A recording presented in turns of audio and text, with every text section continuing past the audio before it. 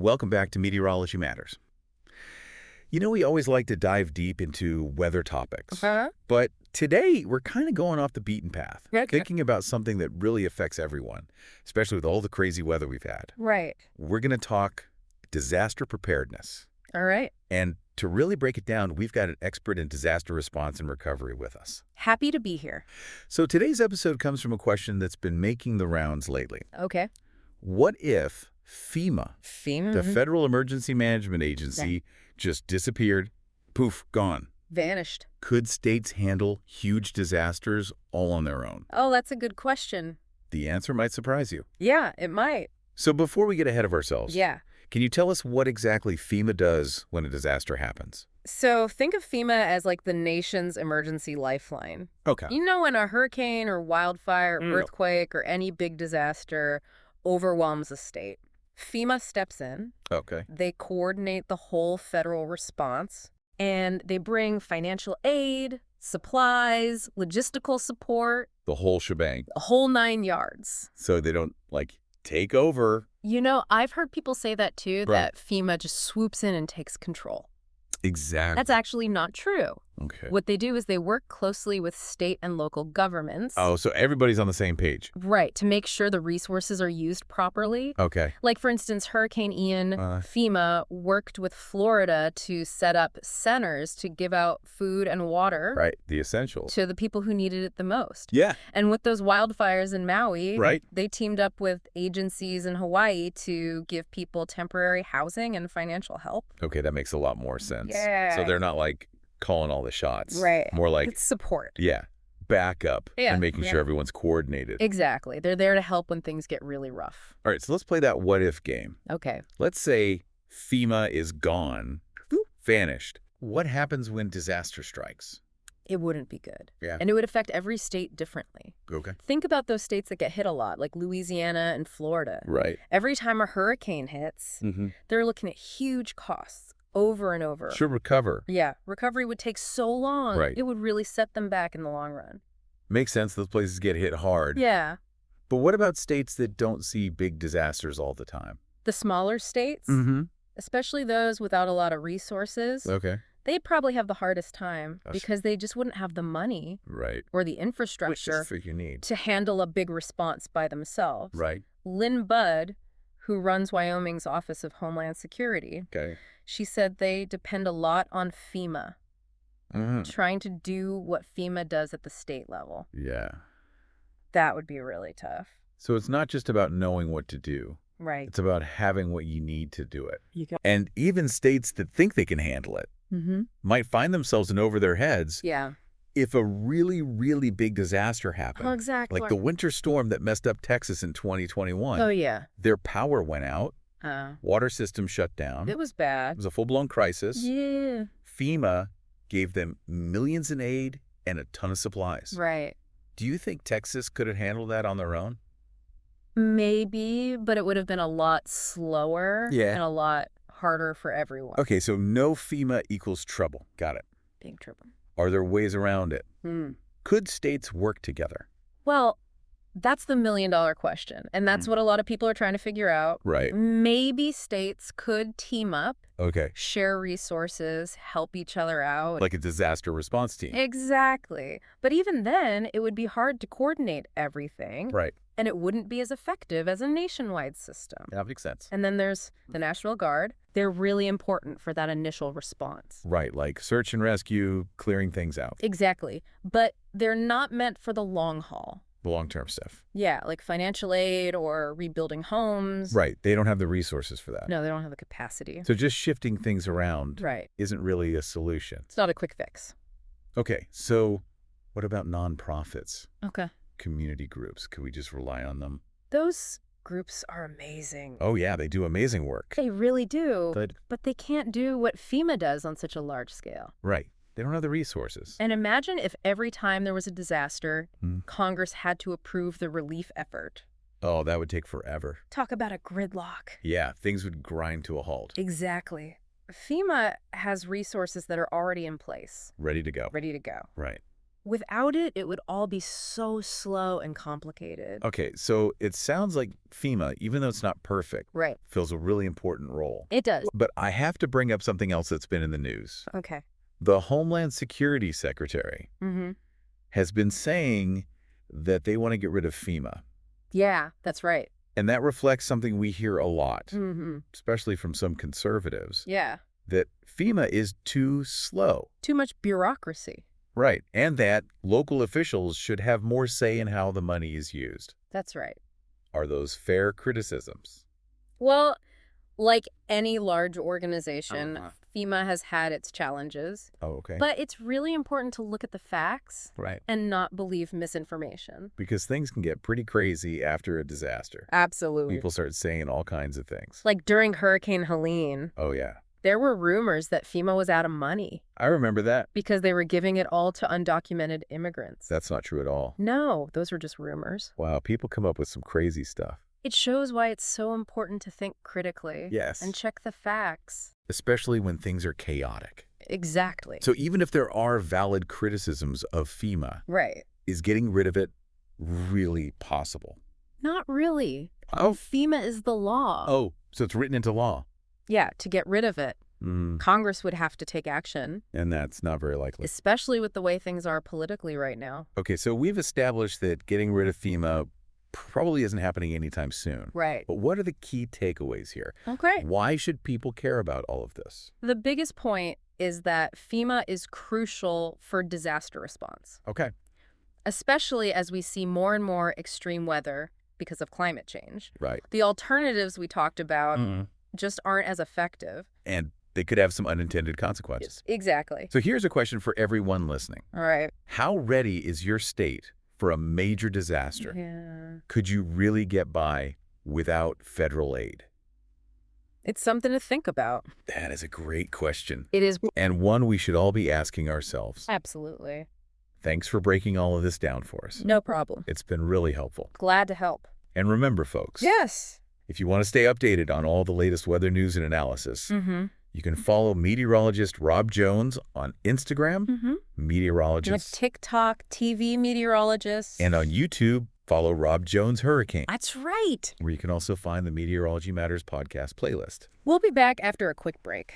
It really is something we need to talk about. Especially with climate change and its effects. Exactly. It's interesting when we think about weather and climate change. Yeah. Hurricanes and wildfires usually come to mind first. Okay. But the impact of those disasters, it goes way beyond the immediate effects. It really does. Like those wildfires in Maui. Yeah. It wasn't just the fires themselves. Right. It was people losing their homes for a long time. Yeah. The economic damage, the emotional toll. On the whole community. The whole island. FEMA was there, helping with all of that. It's like a chain reaction. It is. One event leads to a whole bunch of other challenges. A cascade. And speaking of chain reactions, let's talk about money. Okay. Without FEMA, wouldn't states have to pay for everything? You're right. We're talking billions of dollars for disaster relief. Billions. And that's just the initial response. Exactly. And there's long-term recovery, fixing infrastructure, getting the economy back on track. It adds up so fast for states that are already struggling financially. Right. It could be a catastrophe. It's like a double whammy. Yeah. The disaster itself and then the financial fallout that lasts for years. For years. Couldn't states use their emergency funds? Well, don't they have money set aside for this kind of thing? They do, but it's usually not a lot. Oh. Okay. It's like your own savings. Yeah. You might have some for emergencies, but a big unexpected expense. It's like a car accident or medical bills. Yeah. Could wipe it out pretty quick. That's a good way to put it. Yeah. So states might have a little bit saved up. Right. But not enough to cover a really big disaster. Exactly. And these aren't one-time costs either. No. Climate change is making these events happen more often. More often, more intense. So states could be facing these massive costs again and again. That's not sustainable. It sounds like a recipe for disaster. It really does. Pun intended. Yeah. So if FEMA disappeared, there would be a huge gap in our ability to respond. A huge gap. A big hole in our safety net. I like that. A gaping hole. And that would have real consequences. Oh, yeah. Not just for states, but for people in communities. Exact. Who would help people who lost their homes find a place to stay. Right. Who would help businesses get back on their feet. Yeah, who would make sure people have food, water, and medicine. Important stuff. It's hard to imagine trying to figure all that out without an agency like FEMA. It would be chaotic. And we can't forget about the human side of things. No, we can't. Disasters are incredibly stressful. People go through so much. They do. FEMA provides more than just stuff. Yeah. They also offer emotional support and counseling. Right, to help people cope and rebuild. That's so important. It is. We often focus on the physical damage, Uh-huh. but the psychological impact can be just as bad. Absolutely. We've talked a lot about the downsides of not having FEMA. Right. But are there any potential benefits? Interesting question. Even if they weren't intentional. Yeah. Are there any good things that could come out of this? One thing that might happen, Okay. and it might not be a good thing, Yeah. is that states might have to become more self-reliant. When it comes to disasters. Yeah. If they knew they couldn't count on the federal government, Right. they might start doing more to prepare on their own. Like a sink or swim situation? Kind of. It could push them to invest more. In what kind of things? In things like early warning systems, Okay. evacuation plans, building codes that can handle extreme weather. So they're ready for anything. Right. It might also encourage more cooperation between states. Yeah, if they realize they need to work together. To fill the gap. Exactly. So there might be some positive outcomes. Potentially. In terms of preparedness and collaboration. Uh-huh. But wouldn't there be a cost? Oh, absolutely. Wouldn't it create a huge difference between states that are ready and those that aren't? It would. States with more money Yeah. would be able to adapt and bounce back much faster. A lot faster. Than states that are struggling. Right, and that could make existing inequalities even worse. Yeah. And leave some communities constantly trying to recover.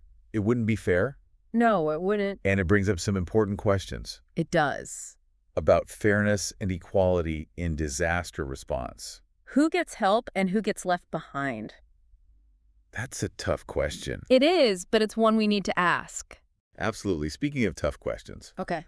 let's talk about politics again. Oh, right. Even if everyone agreed that FEMA is important. And they don't. Right, which is clearly not the case. Yeah.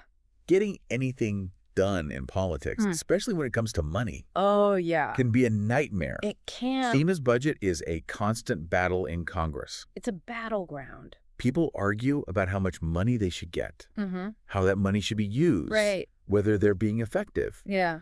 With all the division in politics right now, It's hard. it feels impossible to agree on these things. It does. So even if we all agree that disaster preparedness is important, Yeah. getting the money to actually do it would be another fight altogether. Exactly. It's not just about wanting to do the right thing. It's about having the political will and the money to make it happen. That's the key. It's all connected. The science, the politics, the economics. It's complex. It's a tangled web. It is. And it gets even more complicated when you think about climate change. Right. It's a global issue.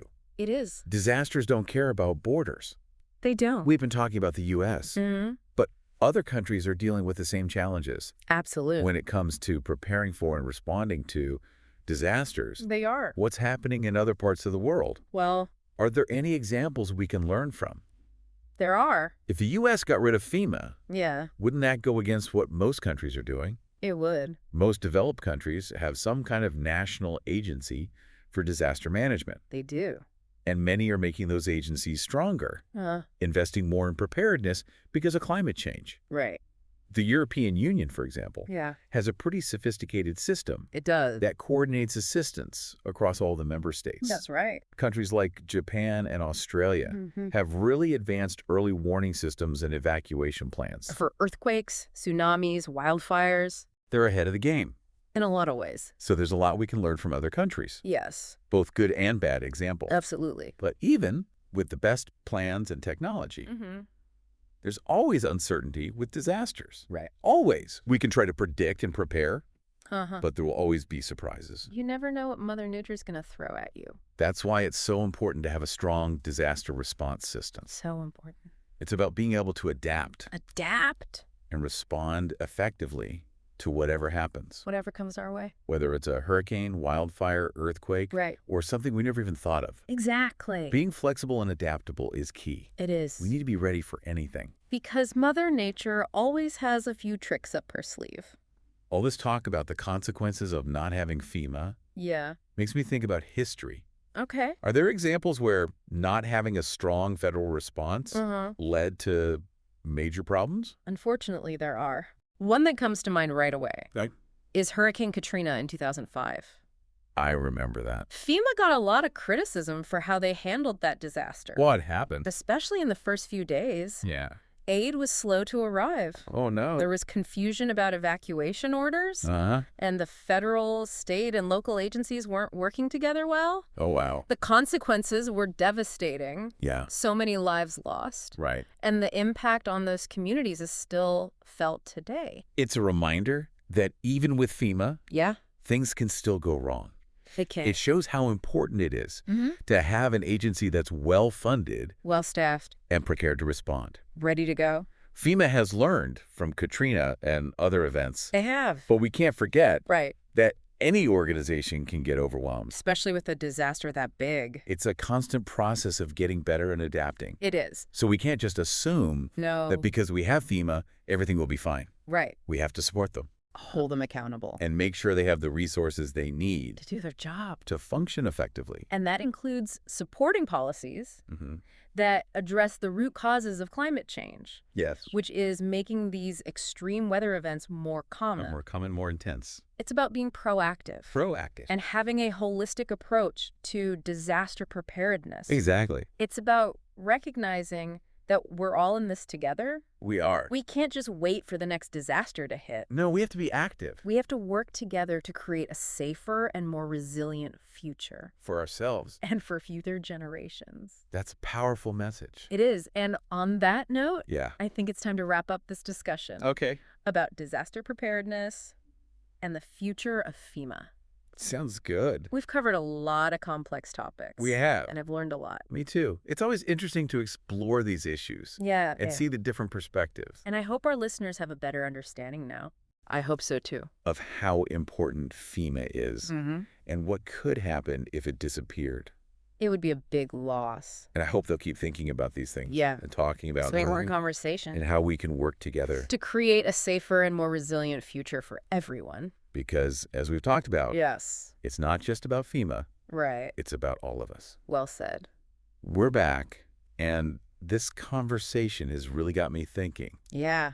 It's easy to just assume FEMA's always going to be there. Right. But when you really consider what could happen without them, it's a little scary. It is. It's like they say, yeah, you don't know what you got till it's gone. Exactly. And if we lost FEMA, that would be a hard lesson to learn. For sure. It's like a fire extinguisher. Okay. You hope you never need it. Right. But you're sure glad it's there if you do. I see what you mean. But even if we all agree that FEMA's important, yeah, there's still the question of how to make it better. Of course, no system's perfect. Exactly. There's always room for improvement. Right. And one area where I think FEMA could do a lot better is working with communities, especially the most vulnerable ones. Yeah. Can you talk more about that? Sure.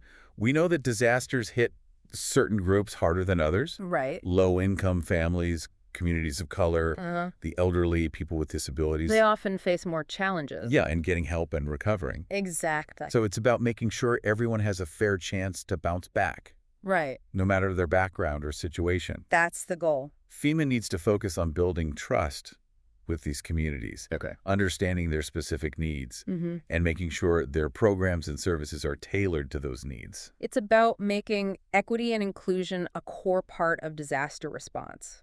Yeah, a one-size-fits-all approach just won't work here. No, it won't. And it's not just about responding after a disaster. Right. It's also about trying to prevent them in the first place. FEMA should be involved in helping communities become more resilient, helping them identify risks, develop strategies to reduce those risks, and rebuild stronger after a disaster hits. So it's about shifting from just reacting to being more proactive and preventative. Exactly. It's about investing in preparedness and resilience beforehand, rather than just cleaning up the mess afterward. That makes a lot more sense in the long run. It does. But it also requires a big change in how we think, both as individuals and as a government. We need to stop thinking of disasters as random events. Right, things we can't control. We need to acknowledge that our actions, especially climate change, are making these events more frequent and intense. And we need to take responsibility for making our communities more resilient. It's about giving people the tools and knowledge they need to protect themselves. Absolutely. We all have a part to play in creating a safer future. We do. Well, I think that's a great place to end our discussion Sounds about disaster preparedness and the future of FEMA. It's been a good conversation. We've explored a lot of complicated issues today. We have. And I've learned a lot. I don't know about you. Me too. It's always interesting to delve into these topics and hear different viewpoints. I hope our listeners have a better understanding now. I hope so too. Of how important FEMA is. It's crucial. And what could happen if it wasn't there. We don't want to find out. And I hope they'll keep thinking and talking about these issues. Yeah, these conversations are important. And how we can all work together to create a safer and more resilient future for everyone. Because it's not just about FEMA. It's about all of us. Well said. That's all the time we have for today. Thanks for listening. And thanks for having me. And be sure to tune in next time for another insightful episode of Meteorology Matters. And remember, knowledge is power. Yes. The more we know about the risks we face, the better prepared we'll be to handle them. Wise words. Until next time. Stay safe. Stay informed. And stay curious.